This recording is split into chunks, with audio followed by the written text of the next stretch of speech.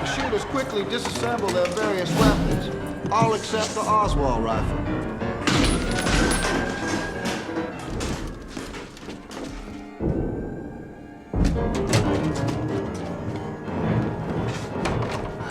Patrolman Joe Smith rushes into the parking lot behind the picket fence.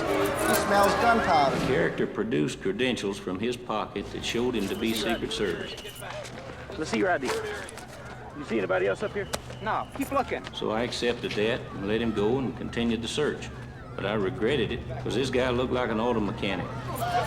He had on a sports shirt and pants, but he had dirty fingernails. Afterward, it didn't ring true, but at the time, we were so pressed for time. Yet all Secret Servicemen in Dallas that day are accounted for.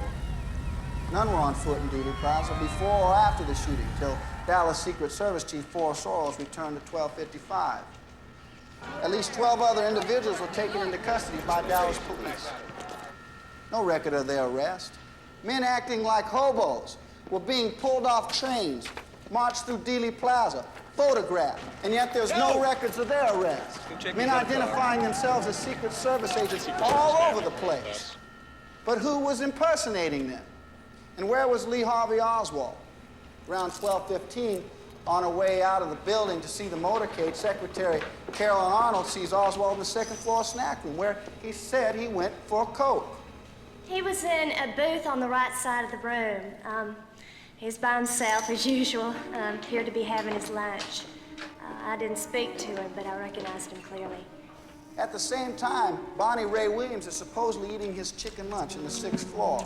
He's there until 12:15, maybe 12:20. He sees nobody.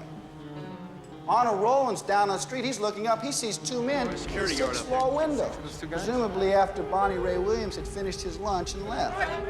John Powell, a prisoner on the 6th floor of the Dallas County Jail, sees them. Quite a few of us guys saw them. Everybody was hollering and yelling and all that. We thought they were security guys.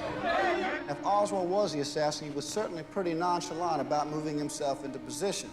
Later, he told Dallas police he was in the second-floor snack room. Probably told to wait there by his handler for a phone call.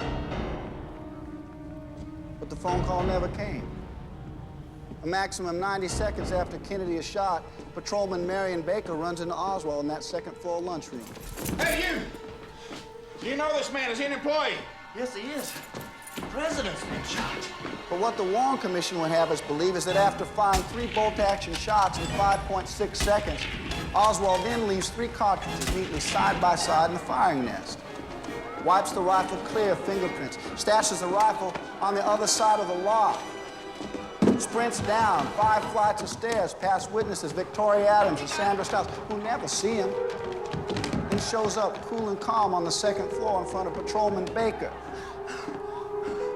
All this within a maximum of 90 seconds of the shooting. Hey, you! Do you know this man? Is he an employee? Yes, he is. The president's been shot. Is he out of breath? According to Baker, absolutely not. Assuming he is the sole assassin, Oswald is now free to escape from the building. The longer he delays, the more chance the building will be sealed by police. Is he guilty? Does he walk out the nearest staircase? No. He buys a Coke, and at a slow pace, spotted by Mrs. Reed on the 2nd floor, he strolls out the more distant front exit, where the cops have gathered. Oddly, considering that 3 shots have been fired from there, nobody seals the book depository for 10 more minutes. Oswald slips out, as do several other employees. Of course, when he realized something had gone wrong and the president had been killed, he knew there was a problem. He may have even known he was the patsy. An intuition, maybe. The president killed in spite of his warning, the phone call that never came. Perhaps fear now came to Oswald for the very first time. So Oswald returns to his rooming house around 1 p.m., a half hour after the assassination. A man shot the president. He puts on his jacket, grabs his .38 revolver, and leaves at 1:04. Earlene Roberts, the housekeeper, says she heard 2 beeps on a car horn and 2 uniformed cops pulled up to the house where Oswald was in his room like it was a signal or something. Officer Tippett is shot between 1:10 and 1:15, about a mile away. And though no one actually saw him walking or jogging, the government says Oswald covered that distance. Now, giving the government the benefit of the doubt, Excuse me, sir. Oswald would have had to jog a mile in 6 to 11 minutes and then commit the You look right murder, here, sir? then reverse his direction Right, and yeah, I walk can see 3/5 of a mile to the Texas Theater and arrive sometime before 1:30.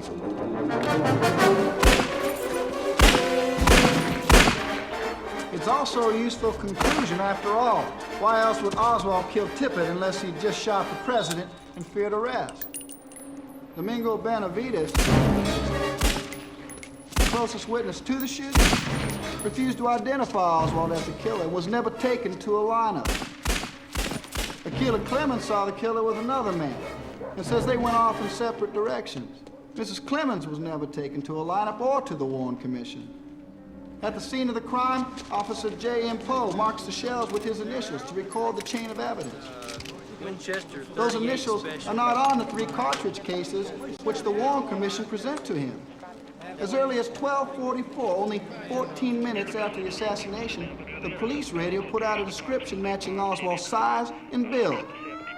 Oswald is next seen by shoe salesman Johnny Brewer, lurking along Jefferson Avenue. Oswald is scared.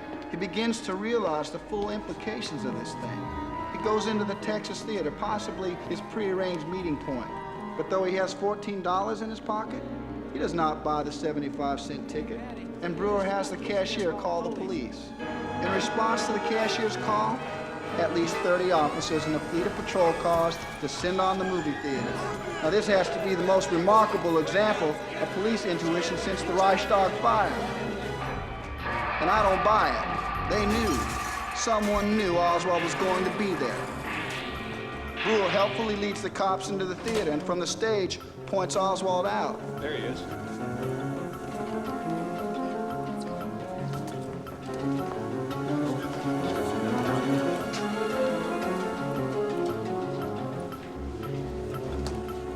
Sir, could I get you to stand up, please? This is it. Kill the president, will you? I am not resisting arrest. I am not resisting arrest. The police have their man. It's already